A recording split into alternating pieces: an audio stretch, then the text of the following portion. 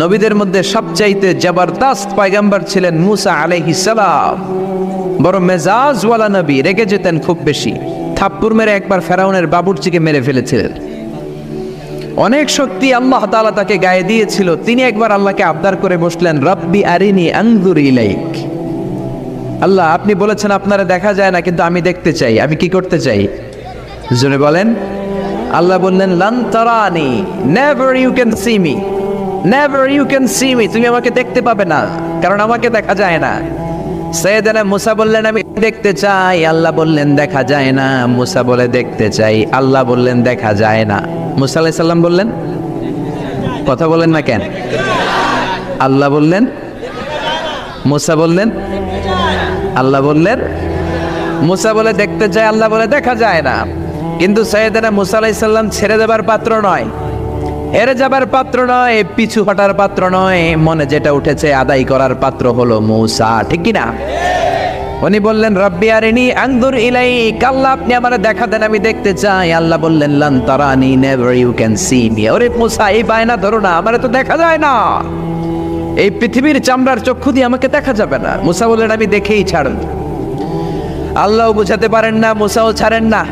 অবশেষে নবীর আবদার রব্বুল আলামিন শুনতে রাজি হলেন। আল্লাহ বললেন, মুসা, আগামীকাল অমুক সময়ে গোসল করে ওযু করে তুর পাহাড়ে চলে আসবা।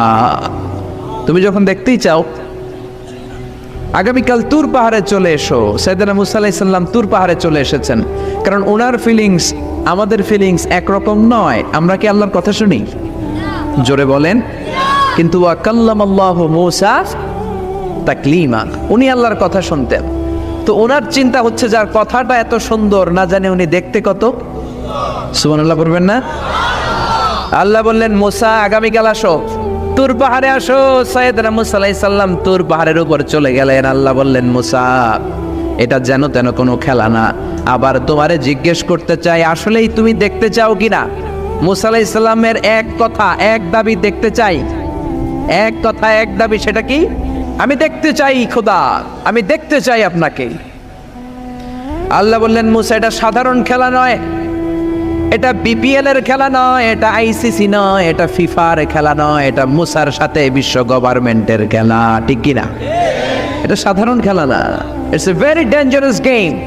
তুমি যদি স্টার্ট করো, you have to go until the last moment. শেষ পর্যন্ত তোমাকে যেতে হবে, ঠিক কিনা? মুসা আলাইহিস সালাম এক পায়ে খাড়া। সাইয়েদনা মুসা বললেন, আমি রাজি। আল্লাহ বললেন, ওকে, তাহলে খেলা শুরু করে দিলাম। ও মুসা, তুমি দাঁড়িয়ে থাকো, খেলা এখন শুরু হয়ে যাবে। রব্বুল আলামিন মুসা আলাইহিস সালামের চারিদিকে অন্ধকার করে দিলেন। কি করে দিলেন?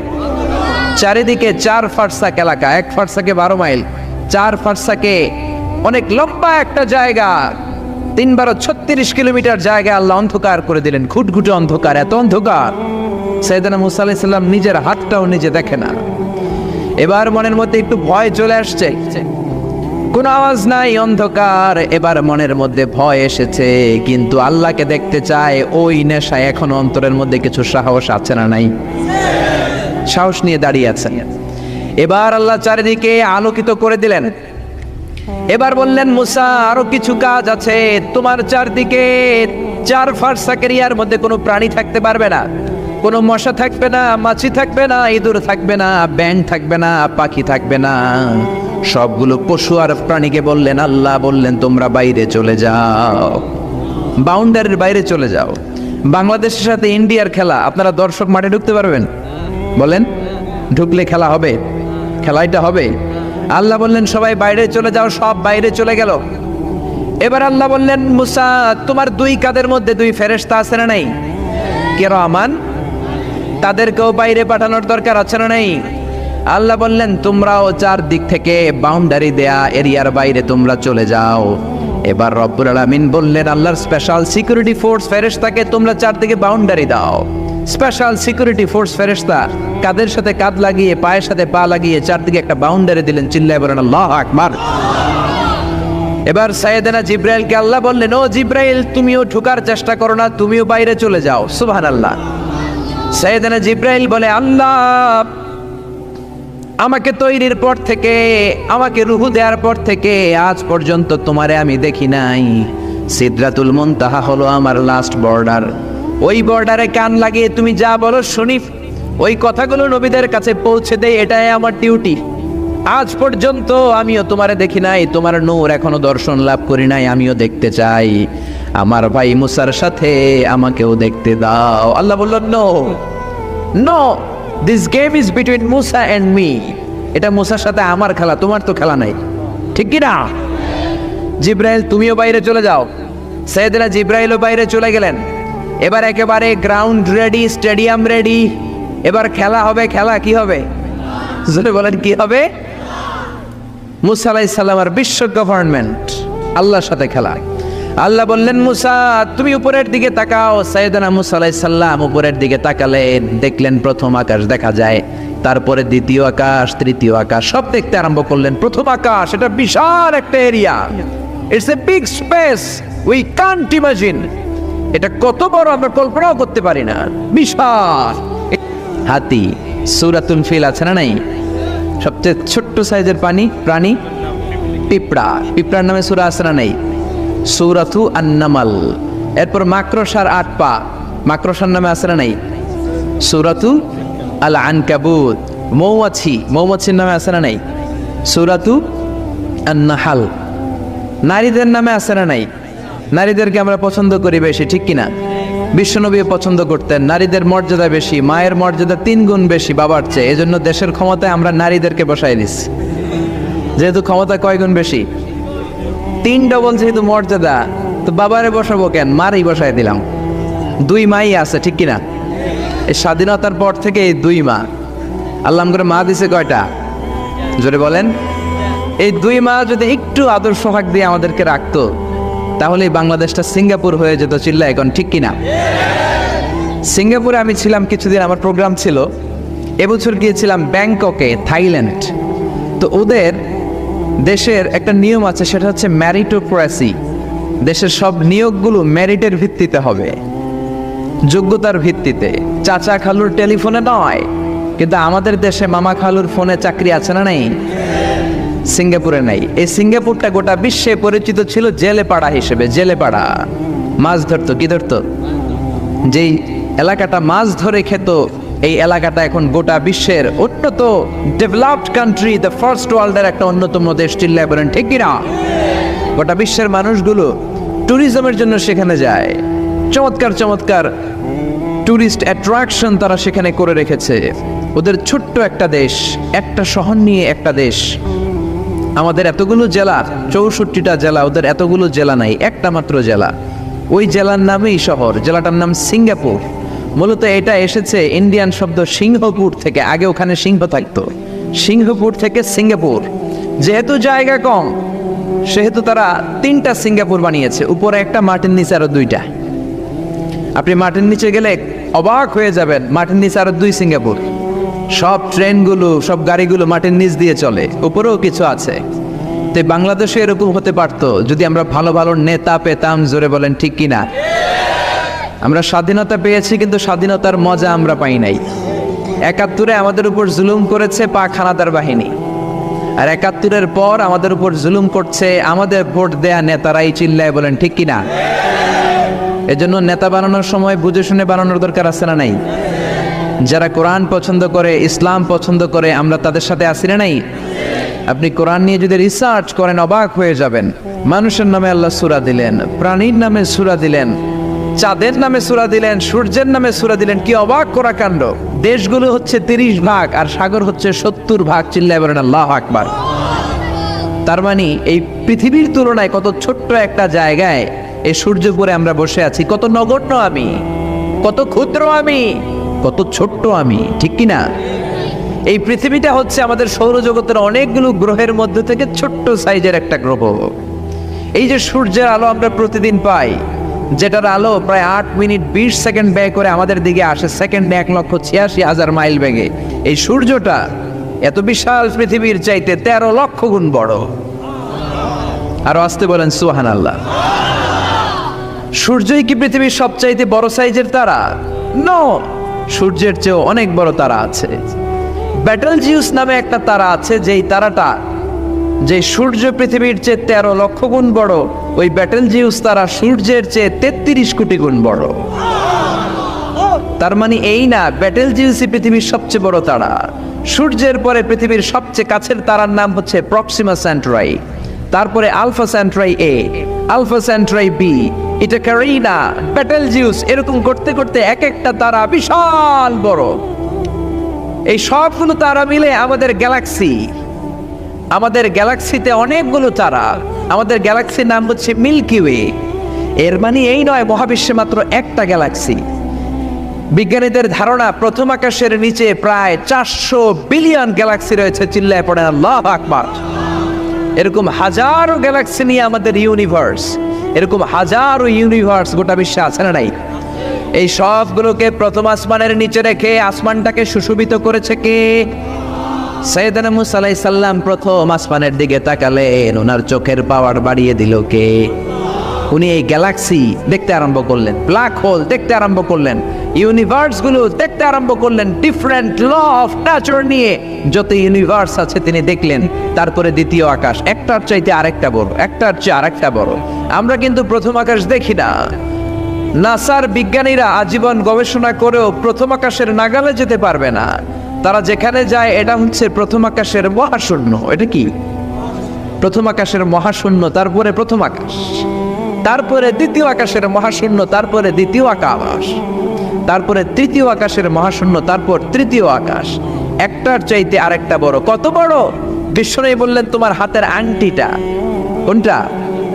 আংটিটা যদি সাহারা মরুভূমিতে ফেলে দাও, তাহলে সাহারা মরুভূমির তুলনায় তোমার আংটি যত ছোট, আল্লাহর দ্বিতীয় আকাশের তুলনায় আল্লাহর প্রথম আকাশটা ঠিক তত ছোট। এভাবে তৃতীয় আকাশ আরো বড়, চতুর্থ আকাশ আরো বড়। সাইয়েদনা মুসা আলাইহিস সালাম দেখলেন 7 আকাশ দেখলেন। তারপরে তিনি দেখলেন সিদরাতুল মুনতাহা দেখা যায়, সেখান থেকে দেখলেন 4টা ঝর্ণা, 4টা নদী, 2টা জান্নাতে ঢুকেছে, 2টা নদী সিদরাতুল মুনতাহা থেকে দুনিয়ায় এসেছে। একটা নদীর নাম হলো মিশরের নীল নদী, আরেকটা হলো ইরাকের দজলা নদী। সুবহানাল্লাহ। তারপরে নজর করে তাকালেন, সেখানে দেখলেন তিনি কোরআনের বাড়ি দেখা যায়। বাল হুয়া কুরআনুম মাজিদুন ফি লাওহিম মাহফুজ। নাম শুনেছেন? লাওহে মাহফুজ কার বাড়ি? কোরআনের বাড়ি। লাওহে মাহফুজ কার বাড়ি? নজর করে দেখে কোরআনের বাড়ি দেখা যায়। সাইয়েদনা মুসা আলাইহিস সালামের চোখের পাওয়ারকে বাড়িয়ে দিয়েছে কে? ওনার চোখের মেকানিজম, মেগাপিক্সেলকে প্রখর করে দিয়েছে কে? তারপরে নজর করে দেখলেন বাইতুল মামুর দেখা যায়, যেই বাইতুল মামুর হলো ফেরেশতাদের কিবলা।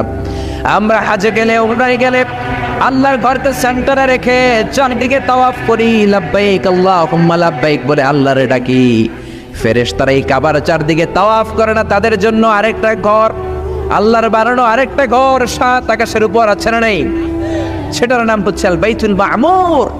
সব ফেরেশতারা সেখানে তাওয়াফ করে, একবার করে ঢুকে 70,000 জন। একবার যারা ঢুকার চান্স পায় কিয়ামত পর্যন্ত দ্বিতীয়বার চান্স তার কপালে জুটবে না। সুবহানাল্লাহ। তারপরে তিনি নজর করে দেখলেন আরশ দেখা যায়, কুরসি দেখা যায়। তারপরে নজর করে সাইয়েদনা মুসা আলাইহিস সালাম দেখলেন আল্লাহর 70,000 নূরের পর্দা দেখা যায়। 70,000 নূরের পর্দা দেখা যায়। সেখান থেকে আল্লাহ গায়বী আওয়াজ দিয়ে বললেন, মুসা লাস্ট ডেস্টিনেশনে চলে এসেছো, একেবারে ফাইনাল গেট। এই গেটের পরে আর ফিরে যাওয়ার কোনো জায়গা নাই। শেষবারের মতো জিজ্ঞেস করি, খেলা কি চলবে নাকি থামিয়ে দেব? সাইয়েদনা মুসা বলে চলবে। সাইয়েদনা মুসা বললেন কি চলবে? কি সাহস ওনার, কি শক্তি ওনার, কি মেধা ওনার, কি কিউরিসিটি ওনার, কি অদম্য আগ্রহ ওনার। উনি বললেন খেলা চলবে। এত দূর এসেছি, পিছনে ফেরত তাকানোর মানুষ আমি নই, ঠিক কি না? আল্লাহ বললেন মুসা তাহলে ঠিক আছে, খেলা শুরু হয়ে যাবে, একটু শক্ত হয়ে দাঁড়াও। সুবহানাল্লাহ পড়েন। এই প্রথম আল্লাহ তার নূরের তাজাল্লির ফোকাস পৃথিবীতে ঠেলে দিবেন, এর আগে পড়ে নাই। আল্লাহু আকবার। সাইয়েদনা মুসা আলাইহিস সালাম শক্ত হয়ে দাঁড়ালেন। ফালাম্মা তাজাল্লা রাব্বুহু জাআলাহু দাক্কা ওয়া খাররা মুসা সাইকা। ফালাম্মা তাজাল্লা রাব্বুহু লিল জাবাল। আল্লাহ বললেন মুসা তবে একটা কথা শুনে রাখো, এত দুর্বল করে তোমাদের বানিয়েছি। ওয়া খুলিকাল ইনসানু দাঈফা। মানুষ কি সবল নাকি দুর্বল? সবল না দুর্বল? দুইবার পাতলা পায়খানা হইলে চেহারার দিকে আর তাকানো যায় না, ঠিক কিনা? আজকের জান্নাতুন নাইম এপ্রিল বিশ্ব সুন্দরী, 20 বছর পরে বিশ্ব পেতনিও না, ঠিক কিনা?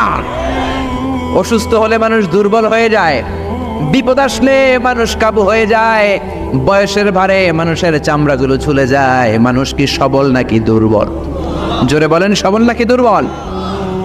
সে আল্লাহ বললেন, গোলাম চাইতে হবে শুধু আমার কাছে। সব নবীরা এইভাবে দোয়া করেছেন। সাইয়েদনা ঈসা আলাইহিস সালাম দোয়া করেছেন, আল্লাহ আপনার কাছে আমি দোয়া করি আমারে আপনি শেষ নবী বানায়া দেন। কোন নবী? জোরে বলেন, এটা কি সম্ভব? কারণ শেষ নবী একজন আছে না নাই? কি নাম? সবাই বলেন কি নাম? মুহাম্মদ সাল্লাল্লাহু। আল্লাহ বললেন, না না, উল্টা পাল্টা আবদার করো না, ওই নবুয়তি দিয়ে দেয়া হয়েছে।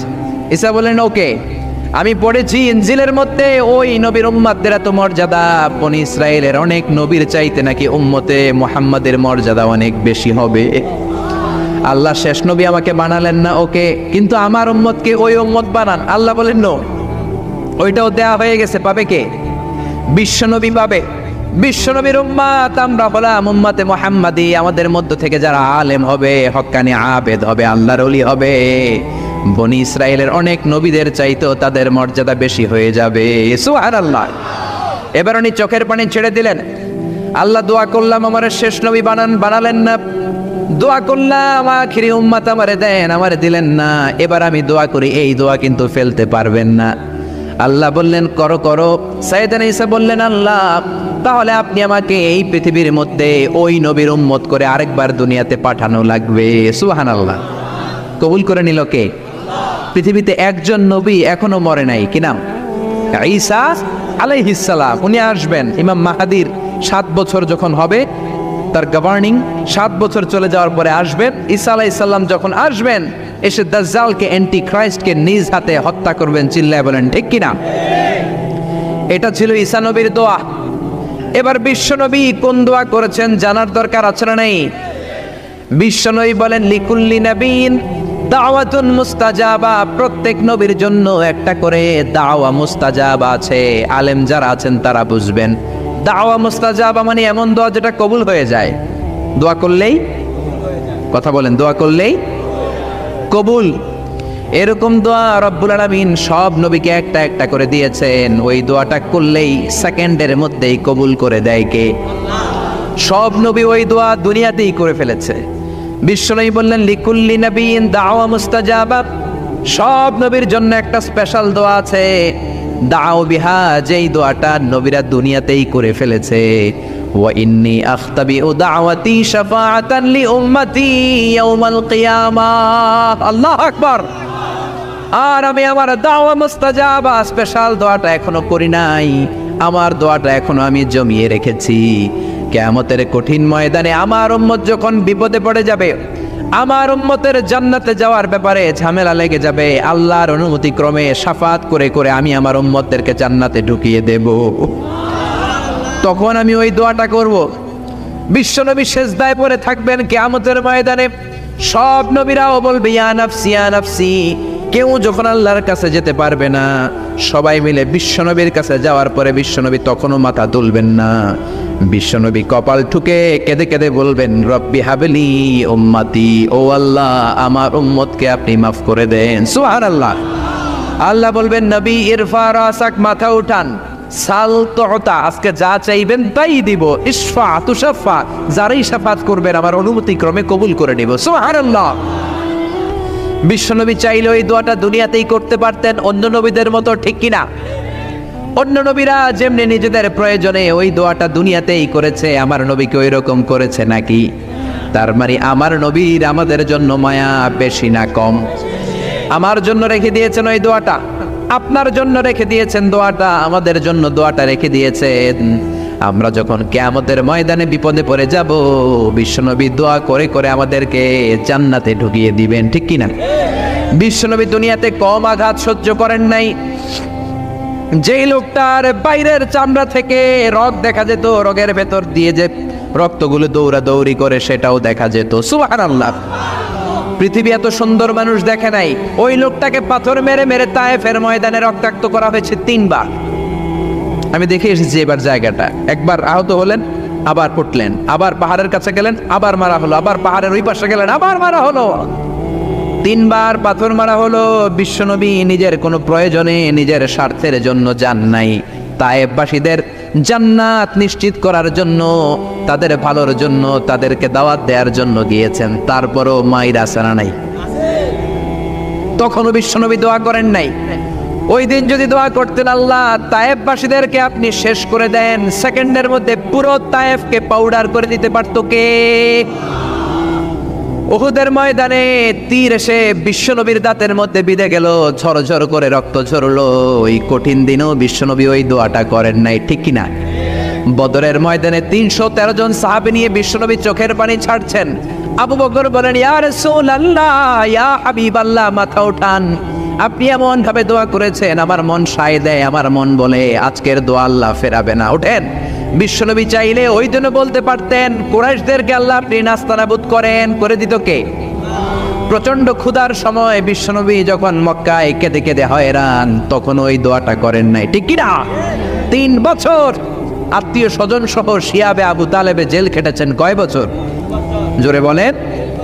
প্রথম বছর খেয়েছে ছাগলের গোশত, সবাই ছাগল পালতো, নিজেদের ছাগলের গোশতগুলো খেয়েছে। দ্বিতীয় বছর কোনো ছাগল নেই, ছিল ছাগলের রোদ্রে শুকানো চামড়াগুলো পানিতে ভিজিয়ে ভিজিয়ে চামড়া খেয়েছে।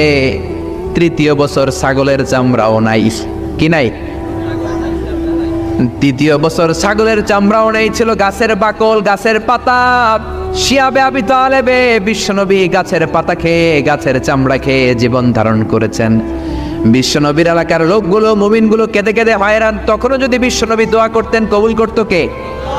মদিনায় দুর্ভিক্ষ, কোনো খাবার নাই, বিশ্বনবীর পেটে কোনো খাবার নাই, কোনো দানা পানা পড়ে নাই। বিশ্বনবীর কলিজার টুকরা নাতি হাসান আর হোসাইনের পেটেও কোনো খাবার নাই। বিশ্বনবীর কলিজার টুকরা ফাতেমার পেটে কোনো খাবার নাই। চাইলে বিশ্বনবী তখন দোয়াটা করতে পারতেন না? বিশ্বনবী মসজিদে নববীতে জোহরের নামাজ পড়ে হাসান হুসাইনকে দেখতে গেলেন, যে দেখে ফাতেমা রান্না করে। আসলে কি রান্না করে? চুলার মধ্যে পাতিল দিয়ে পানি গরম করে আর হাসান হুসাইনকে বুঝ দেয়, ঠিক কিনা? বিশ্বনবীর পায়ের আওয়াজ শুনে ঘুমন্ত হাসান আর হুসাইন জেগে গেল। দৌড়ে এসে নানাজিকে ঝাপটে ধরে ডেকে বলে, নানাজি, গতকাল কেন দেখতে আসলেন না? আজকে দুপুর হয়ে গেল, বিকেল হয়ে যাচ্ছে, এখন বুঝি আপনি দেখতে আসার সময় হলো? বিশ্বনবী বললেন, হাসান হুসাইন, এই তো এইমাত্র জোহরের নামাজ পড়ে আসলাম, তোমাদের খোঁজ খবর নিতে এসেছি। হাসান আর হুসাইন বলল, কি খোঁজ খবর নিবেন? খোঁজ খবর নেওয়ার আগে একটা বিচার করে দেন। বিচার? আপনি তো আহকামুল হাকিমিন, সব চাইতে বড় বিচারকের সব চাইতে বড় নবী, ইনসাফওয়ালা নবী। আপনার কাছে বিচার দিয়ে কেউ কোনোদিন বিচারে ঠকে নাই, ঠিক কিনা? আপনি একটা বিচার করেন। বিশ্বনবী বললেন, কিসের বিচার? হাসান বলে, নানাজি, আপনার মেয়ের নামের বিচার, ফাতেমার নামের বিচার। বিশ্বনবী বললেন, ও হাসান, আমার মেয়ে ফাতেমার আবার কি বিচার? কি অপরাধ আমার ফাতেমার? হাসান হুসাইন চোখের পানি ছেড়ে দিয়ে ডেকে বলে, নানাজি, আপনার মেয়ে আমাদেরকে খাবার দেয় না কেন? খাবার দেয় না কেন বিচার দিলাম। গতকাল সারাদিন বলেছে রাত্রিবেলা খাবার দিবে, রাতে খাবার দেয় নাই।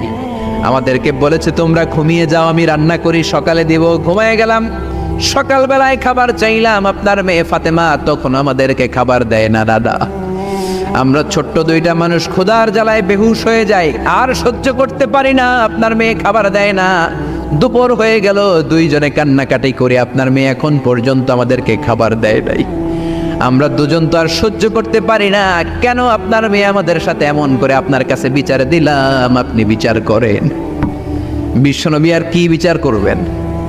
ধা ধা করে বিশ্বনবী চোখের পানিগুলো ছাড়েন। হুসাইনকে জড়িয়ে ধরলেন, হাসান রে জড়িয়ে ধরলেন, ডেকে বললেন, হাসান রে, কাছে আয়। বিশ্বনবী শাম দেশের জুব্বা পরতেন, শাম দেশের জুব্বাটা উপরের দিকে উঠালেন, হাসান রে দেখালেন, এই তো দেখ, তোর নানার পেটের মধ্যে 3টা পাথর বাঁধা। একদিন না খেয়ে থাকার কারণে তোদের পেটে এত জ্বালা, এত কষ্ট। আমি বিশ্বনবীর পেটে গত 3 দিন যাবত কোনো দানা পানি পড়ে নাই। আমি বিশ্বনবী তো না খেয়ে আছি রে হাসান, আমি তো 3 দিন না খেয়ে আছি, আমার পেটেও তো কিছু নাই। নানাও কাঁদলেন, নাতিও কাঁদলেন, পুরো পৃথিবীও কাঁদলো, ঠিক কিনা? ওই কঠিন ক্ষুধার দিন, ওই কঠিন দুর্ভিক্ষের দিন বিশ্ব নবী যদি তার স্পেশাল দোয়াটা করতেন, জান্নাত থেকে জিব্রাইলকে দিয়ে খাবারের বস্তা পাঠিয়ে দিত কে? ওই দিনও বিশ্ব নবী দোয়াটা করে নাই। আমার জন্য, আপনার জন্য, আমাদের জন্য দোয়াটা এখনো আসরা নাই। হাজার ব্যথা বেদনার পরে ফিরে আসনি তুমি আপন ঘরে, দিনের আলো তুমি ছড়িয়ে দিতে চলে গেলে মদিনায় মক্কা ছেড়ে। হে রাসূল তোমাকে ভুলি আমি কেমন করে, হে রাসূল তোমাকে ভুলি আমি কেমন করে। খেয়ে না খেয়ে দিন প্রচারের কাজে নিজেকে দিয়েছ বিলিয়ে, তাই ফের কাফিরেরা চিনল না সে আলো। দুষ্ট ছেলেদের পিছু দিল লেলিয়ে, পাথরের আঘাতে ক্ষত বিক্ষত হয়ে সারা শরীর থেকে রক্ত ঝরে। হে রাসূল তোমাকে ভুলি আমি কেমন করে, হে রাসূল তোমাকে ভুলি আমি কেমন করে। পড়েন আল্লাহু আকবার। কি দিল দরিয়া নবী ছিল, নিজের বিপদের কথা ভুলে গিয়ে, নাতির বিপদের কথা ভুলে গিয়ে, ফ্যামিলির কথা ভুলে গিয়ে উম্মতের জন্য কেঁদেছে, ঠিক কিনা? গোটা বিশ্বের জন্য শিক্ষা এনেছে, সভ্যতা এনেছে, আমাদেরকে ভদ্রতা শিখিয়েছে। আর ওই নবীরে গালি দেয় এরকম কিছু ব্লগার বাংলার জমিনে আছে না নাই? তারা মানুষ নাকি শয়তান? এগুলো পিতৃ পরিচয়হীন জারদ সন্তান, জোরে বলেন ঠিক কিনা? দুই জায়গায় কেউ যদি আমাদেরকে ইনসাল্ট করে আমরা সহ্য করতে পারি না। এক হচ্ছে কোরআন, কোরআনকে নিয়ে গালি দিলে আমাদের কলিজায় আগুন আসে না নাই? বিশ্বনবীরে গালি দিলে কলিজায় আগুন ধরে যায়, যদি না ধরে যায় তুমি মুমিন নও, তুমি মুনাফিক। চিল্লা এখন ঠিক কিনা? বিশ্বনবীরে গালি দিলে কলিজায় আগুন লাগে, কলিজায় আগুন লাগে মুসলমান। কার কার লাগে তো হাত উঁচু করে আল্লাহর দেখা। লিল্লাহে তাকবীর, লিল্লাহে তাকবীর, লিল্লাহে তাকবীর। আল্লাহ আমাদের হাতগুলোকে কবুল করে নেক, আমরা পড়ি আমিন। আর জোরে পড়েন আমিন। এজন্য বিশ্বনবীর সুন্নাহ আমাদের আসল সম্বল। বিশ্বনবী যে শিক্ষা আমাদের কাছে রেখে গিয়েছেন সেটাই সম্বল, ঠিক কিনা? বিশ্বনবীর আগের গুনাহ মাফ, পরের গুনাহ মাফ, তারপরেও তিনি আল্লাহর কাছে যখন দোয়া করতেন ছোট্ট বাচ্চার মতো হাউ মাউ করে কেঁদে দোয়া করতেন। আমরা করি? আমাদের কান্না আসেই না। এত পাষাণ আমাদের হৃদয়, এত আধুনিকতার মধ্য দিয়ে আমরা সময় কাটাচ্ছি। সোশ্যাল মিডিয়ার ভেতরে আমাদের এত সময় দেয়া হয়। এই সোশ্যাল মিডিয়া আমাদেরকে ঘুমাতে দেয় না, আমাদেরকে স্বাভাবিকভাবে চলতে দেয় না, আমাদের অন্তরটাকে নরম হতে দেয় না, ঠিক কি না? আমাদের কান্না আসে না, আমাদের হৃদয় পাষাণ হয়ে গেছে, আমাদের হৃদয় নরম হয় না। অন্যের দুঃখে আমরা দুঃখ পাই না, অন্যের দুঃখে যারা দুঃখ পায় না তারা মানুষ হতে পারে না, ঠিক কি না? ছাগলের পেট থেকে বেরোলে ওইটারে আমরা বলি ছাগল, গরুর পেট থেকে বেরোলে আমরা ডাকি গরু, মুরগির পেট থেকে বেরোলেই সেটা মুরগি হয়ে যায়। কিন্তু মানুষের পেট থেকে বেরোলে সেটা মানুষ হয় না, ওইটারে মানুষ বানাতে হয়, ঠিক কি না? এই দুনিয়া এখন তো আর সেই দুনিয়া নাই, মানুষ নামের মানুষ আছে দুনিয়া বোঝাই। সেই মানুষের ভিড়ে আমার আসল মানুষ নাই, ঠিক কিনা? আসল মানুষের বড় অভাব। অন্যের দুঃখে কাঁদবে, অন্যের জ্বালা নিজের অন্তরেও জ্বালার সৃষ্টি করবে, সেই মানুষ আর নাই, ঠিক কিনা? বিশ্বনবীর আগের গুনাহ নাই, পরের গুনাহ নাই, তারপরেও মুনাজাতে হাউমাউ করে কাঁদতেন। তিনি দোয়ায় বলতেন, আল্লাহ ইন্নী আব্দু কবনু আব্দি কবনু আমাতিক নাসিয়াতি বিয়াদিক। ও আল্লাহ, আমি আপনার গোলাম, গোলামের ঘরের গোলাম, বান্দির ঘরের গোলাম। আল্লাহ আমি আপনার গোলাম, গোলামের ঘরের গোলাম, মানে আমার বাপ আব্দুল্লাহ আপনার গোলাম, আমরা গোলাম বংশের। সুবহানাল্লাহ। গোটা বিশ্বের শ্রেষ্ঠ মানুষটা নিজের গোলাম বলতে দ্বিধাবোধ করতো না, বলতো আমি আপনার গোলাম, গোলামের ঘরের গোলাম, বান্দির ঘরের গোলাম, নাসিয়াতি বিয়াদিক। আমার মাথার চুলের ঝুঁটি আপনার হাতের মুঠোয়, আমার চুলের ঝুঁটি আপনার হাতের মুঠোয়, গোলামের মতো যেখানেই টানবেন আমি ওখানেই যাব। আল্লাহু আকবার। এই ছিল বিশ্বনবীর বিনয়। নিজেকে গোলাম বলতে স্বাচ্ছন্দ্য বোধ করতেন, কোনোদিন জীবনে অহংকার করেন নাই। কোনোদিন বিশ্বনবী কারো সাথে মুসাফা করতে যে নিজে আগে হাত টানেন নাই, যতক্ষণ না ওই লোকটা তার হাত টেনে নিয়েছে। সুবহানাহু। আর বিশ্বনবীর হাত ছিল আলিয়ানু মিনাদ দিবাজ। বিশ্বনবীর হাত ছিল রেশমের কাপড়ের চেয়েও নরম। সিল্ক চিনেন? সিল্কের কাপড়ের চেয়ে বিশ্বনবীর হাত ছিল নরম। এই নরম হাত মুসাফার মধ্যে যে একবার পাইতো কেউ ছাড়তে চাইতো না, ধরেই রাখতো। আর বিশ্বনবী নরম হৃদয়ের নবী, কেউ যদি না ছাড়ে বিশ্বনবীও ছাড়তেন না। সুবহানাল্লাহ। ওই নবী মোনাজাতে কাঁদতেন। এজন্য ভাইরা এই কথা বললেন না আল্লাহ আমার দোয়া শোনে না, আপনি দোয়ার মতো দোয়া করেন নাই, এজন্য শোনে নাই, ঠিক কি না? দোয়া কবুল হওয়ার রহস্য হচ্ছে চোখের পানি। বিশ্বনবী বললেন দুইটা চোখের পানি আল্লাহর কাছে সব চাইতে সেরা। এক হলো জিহাদের ময়দানে রক্তের ফোঁটা, দ্বিতীয় হলো আল্লাহর ভয়ে মোনাজাতের মধ্যে চোখ থেকে বেয়ে বেয়ে পড়া পানির ফোঁটা। আবার বিশ্বনবী বললেন অনুশোচনার চোখের পানি চোখ দিয়ে নাকের ডগা বেয়ে বেয়ে জমিনে পড়ার আগে ওই দোয়াটা কবুল করে নেয় কে? এজন্য চাওয়ার সময় নিজের ছোট করেন, বলবেন আল্লাহ আমি আপনার গোলাম, গোলামের ঘরের গোলাম, বান্দির ঘরের গোলাম, আমার চাইতে ক্ষুদ্র ছোট কেউ নাই, এমন কোনো গুনাহ নাই আমি করি নাই, তুমি ছাড়া আমারে পার করার কেউ নাই, ঠিক কি না? এরকম দোয়ার মধ্যে নিজেরে ছোট করে দেন, আপনার দোয়া কবুল করবে কে? এজন্য সব সময় চাইবে একজনের কাছে, তিনি কে? একদল আছে বা এক শ্রেণীর লোক আছে, রোগে যখন পড়ে তখন আল্লাহরে ডাকে, রোগ ভালো হয়ে যায় আল্লাহরে ভুলে যায়, আছে না নাই? নির্বাচনের আগে আল্লাহরে ডাকে, নির্বাচন শেষ আল্লাহরে ভুলে যায়, আছে না নাই? সমস্যায় পড়েছে আল্লাহরে ডাকে, সমস্যা নাই আল্লাহরে ভুলে যায়, আছে না নাই? এমন করা যাবে না, সব সময় ডাকবেন। তবে রব্বুল আলামিন বলেন স্পেশাল কিছু সময় আছে, ওই সময়ে দোয়া করলে দোয়া কবুল করে নেয় কে? তাহাজ্জুদের সময়। এই স্পেশাল দু একটা সময়ের কথা বলে আমরা দোয়া করব। দোয়া না নিয়ে আজকে কে কে চলে যাবেন হাত তুলে দেখান তো। থাকবেন সবাই? দোয়া করে যাবেন? অল্প 2-1 মিনিট কথা বলে আমি এখন দোয়ার দিকে যাব। ওয়াদা করেছেন বসে থাকবেন। ওয়াদার খেলাফ করা কি মুমিনের আলামত না মুনাফিকের? আমরা একসাথে দোয়া করে আজকে এখান থেকে বিদায় নিব। পড়েন ইনশাআল্লাহ। তাহাজ্জুদের সময় দোয়া করবেন। ওয়া মিনাল লাইলি ফাতাহাজ্জাদ বিহি নাফিলাতান লাকা আসা আইয়াবআসাকা রাব্বুকা মাকামাম মাহমুদা। তাহাজ্জুদের নামাজ পড়লে আপনার মর্যাদা বাড়ায় দিবে কে? এখন হুজুর আমরা তো ফজরই পড়ি না, তাহাজ্জুদ কখন পড়বো? তাহাজ্জুদ তো তাদের যারা ফজর পড়ে, ঠিক কি না? ফজরই তো পড়ে না, তাহাজ্জুদ কখন? ফজরের সময় মসজিদের বেহাল দশা। ফজরের সময় যত মসজিদে নামাজ পড়লাম খালি মুরব্বী চাচাদেরকে পাওয়া যায়, ইয়াং ছেলেরা নাই। ফজরের নামাজ মুরব্বীদের জন্য নয়, ফজরের নামাজ তোমাদের মতো ইয়াংস্টার যারা আছো তাদের জন্য, ঠিক কি না? ওয়াদা করো সূর্যপুরের মসজিদগুলোতে যুবকরা যে ফজরের নামাজে মসজিদ ভরে দিবা, রাজি আছো? রাজি আছো যুবকেরা? এই যৌবন বয়সের ইবাদত আল্লাহর কাছে সবচাইতে প্রিয়। খেয়াল করে বোঝার চেষ্টা করো। যুবক বয়সে যদি গভর্নমেন্ট সার্ভিস করো, বার্ধক্যে উপনীত হলে পেনশন আছে না নাই? অনুরূপভাবে যুবক বয়সে যদি ইবাদত করো, বার্ধক্য অবস্থায় ইবাদত করতে না পারলেও পেনশনের হিসাবে তোমার আমলনামায় সওয়াব দিয়ে দিবে কে? এজন্য যুবক বয়সের ইবাদত আল্লাহর কাছে প্রিয়। মসজিদ তখন ধরে যখন আর কাজ করার সুযোগ নাই। মসজিদে তখন যায় যখন কেউ চাকরিতে নেয় না। মসজিদে তখন যায় যখন ঘরের কেউ তার সাথে কথা বলতে চায় না, মানে বয়স হয়ে গেছে 70।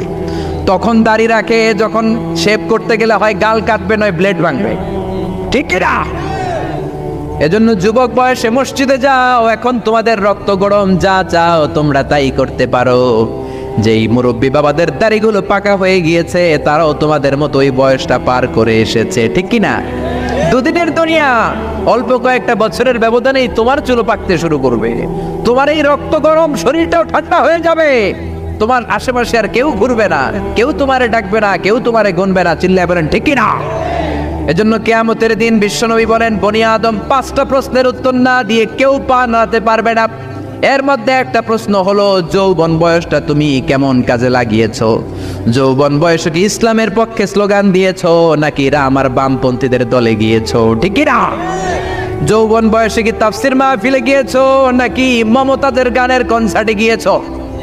যৌবন অবস্থায় তুমি কি কোরআনের অর্থ পড়েছো, ইসলামী সাহিত্য পড়েছো নাকি চটি বই পড়েছো? ঠিক কি না? পাই টু পাই কিয়ামতের দিন জিজ্ঞেস করবে কে? চিল্লায় বলেন কে?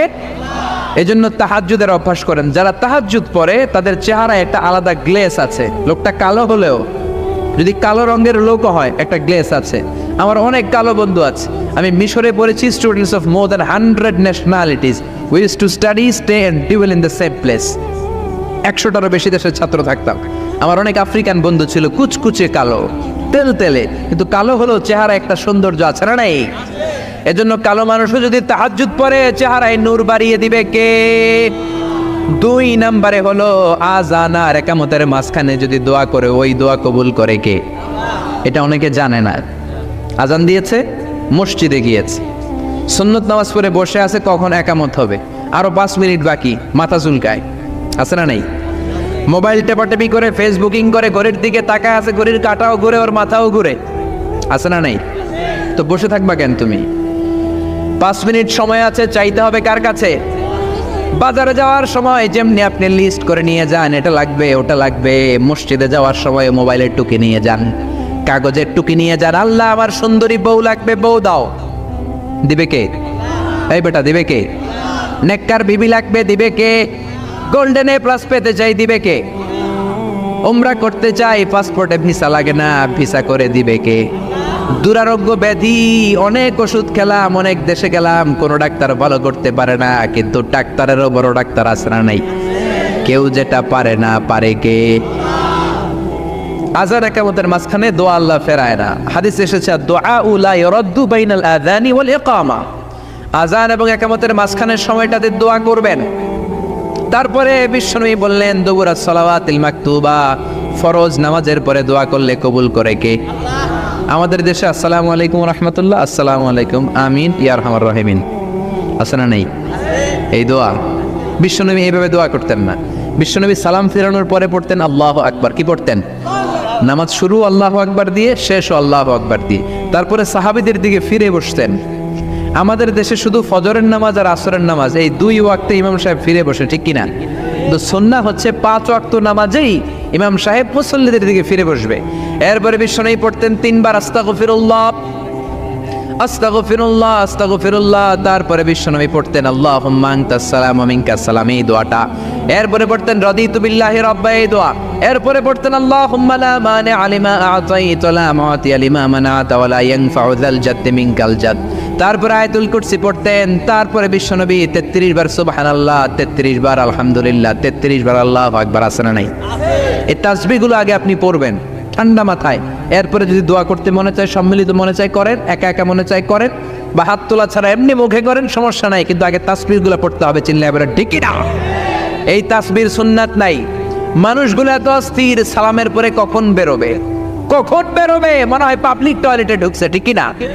পাবলিক টয়লেট হচ্ছে এমন জায়গা যে পাবলিক টয়লেটের ভিতরে আছে, ও বের হওয়ার জন্য ছটফট করে, আর যে বাইরে সিরিয়াল ধরে আছে, ও ঢোকার জন্য ছটফট করে, ঠিক কিনা? মনে হয় পাবলিক টয়লেটে এসেছে, মসজিদে ঢুকেছ, আল্লাহুম্মা বলে তুমি ঢুকে গেলা আল্লাহর নাম নিয়ে। যখন মসজিদে ঢুকে গেলা, তোমার মাথার উপরে রহমত ঢালছে কে? মসজিদ হচ্ছে রহমতের জায়গা। সালাম ফেরানোর পরে তাসবিহ পড়েন, তারপরে আপনি দোয়া করেন। এজন্য সালাম ফেরানোর পরে দোয়া কবুল করে কে? এরপরে বিশ্বনবী বললেন ইনদা নুজুলিল মাতার, আকাশ থেকে যখন বৃষ্টি নামে, ওই বৃষ্টি নামার সময় যদি দোয়া করেন, দোয়া কবুল করে কে? আর দোয়া লা ইরাদ্দু তাহতাল মাতার, তুফান, ওই বৃষ্টি না, ভ্যাপসা একটা গরম, এই গরমটাকে দূরে সরিয়ে দেওয়ার জন্য একটা ঝিরিঝিরি ঝিরিঝিরি বৃষ্টি পড়ে। ওই বৃষ্টির নিচে দাঁড়িয়ে বৃষ্টির পানি নিয়ে দোয়া করলে কবুল করে কে? জানেই না মানুষ, ঠিক কিনা? বরং বৃষ্টি আসলে গান গাওয়া শুরু করে দেয়, এই বৃষ্টি ভেজা রাতে তুমি চলে যেও না, আছে না নাই? তো চলে যাবো না, কি করবো, থেকে যাবো তোমার সাথে? এগুলো করা যাবে না। বৃষ্টি রহমতের বৃষ্টি, তুমি বৃষ্টি হাতে নিয়ে দোয়া করো। সুন্দরী বউ লাগবে, দিতে পারে একজন, তিনি কে? এজন্য চাইতে হবে একজনের কাছে, তিনি কে? কদরের রাতে দোয়া করলে আল্লাহ কবুল করে, খতমে কোরআনের পরে দোয়া করলে আল্লাহ কবুল করে, হজের মানাসিকুল হজের মধ্যে যে দোয়া করলে কবুল করে, মুসাফির দোয়া করলে কবুল করে, রোজাদার ব্যক্তি দোয়া করলে আল্লাহ কবুল করে, মাজলুম ব্যক্তি দোয়া করলে আল্লাহ কবুল করে। এজন্য বিশ্বনবী বলেছেন, ইত্তাকু দাওয়াতাল মাজলুম, মাজলুমের বদদোয়ারে ভয় করো, ফাইন্না লাইসা বাইনাহু ওয়া বাইনাল্লাহি হিজাব, তার আর তার আল্লাহর মাঝে কোনো পর্দা থাকে না। মাজলুম দোয়া করলেই কবুল, সুবহানাল্লাহ। এরপরে স্পেশাল দোয়া হলো মা বাবার দোয়া। এই দোয়া কোনোদিন ফিরে না, সুবহানাল্লাহ পড়েন। রাজি আছেন মা বাবার কাছে দোয়া চাইতে? রাজি আছেন তো? কোন ঘর আছে যে ঝগড়া হয় না? এরকম কোনো ঘর পৃথিবীতে নাই। ঝগড়া হবে, মা বাবার সাথে মিস আন্ডারস্ট্যান্ডিং হবে, হয়ে যেতে পারে দু চার কথা, কিন্তু ক্ষমা চাইতে হবে, ঠিক কিনা? এজন্য আল্লাহর কাছে চাইতে রাজি আছেন তো? সব সময় আমরা একজনের কাছে চাই। আবার এই চাঁদকে বিশ্বনবী দুই ভাগ করেছিলেন, সেটাও কোরআনে আছে না নাই? ইকতারাবাতিস সাআতু ওয়ানশাক্কাল কামার ওয়া ইয়ারাউ আয়াতান ইউরিদু ইয়াকুলু সিহরুম মুস্তামির। বিশ্বনবী আঙ্গুলের ইশারায় চাঁদকে দু ভাগ করেছিলেন। মক্কার কুরাইশরা এসে বলল, আব্দুল্লাহর বেটা মুহাম্মদ, তুমি যদি আকাশের পূর্ণিমার জ্বলজ্বলে চাঁদকে দুই ভাগ করে দেখাতে পারো, তাহলে বিশ্বাস করবো যে তুমি নবী।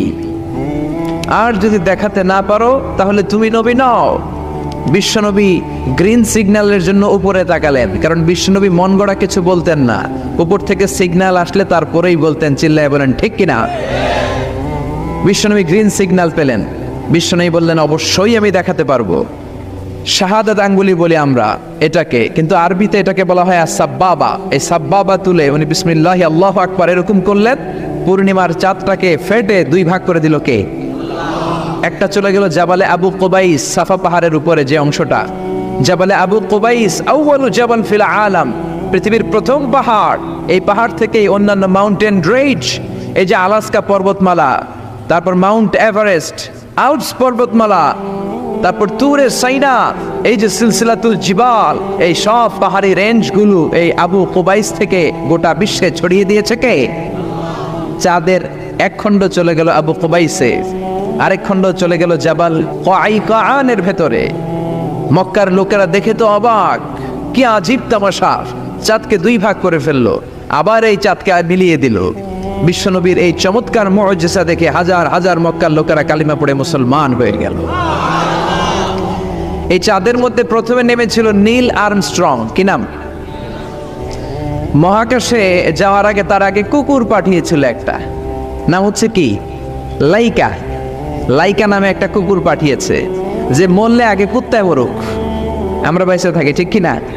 নাসার বিজ্ঞানীরা আগে কুকুর পাঠিয়েছে, পাঠানোর পরে দেখেন না সে বেঁচে থাকে না, কারণ আপনি মাধ্যাকর্ষণ শক্তির বাইরে গেলে ওখানে কোনো বাতাস নাই, ওখানে কোনো আওয়াজ নাই, ওখানে কোনো অক্সিজেন নাই, বাঁচার পরিবেশও নাই, চিল্লায় বলেন ঠিক কিনা? তারপর গেল ভ্যালেন্টিনা তেরেস্কোভা, প্রথম নভোচারী।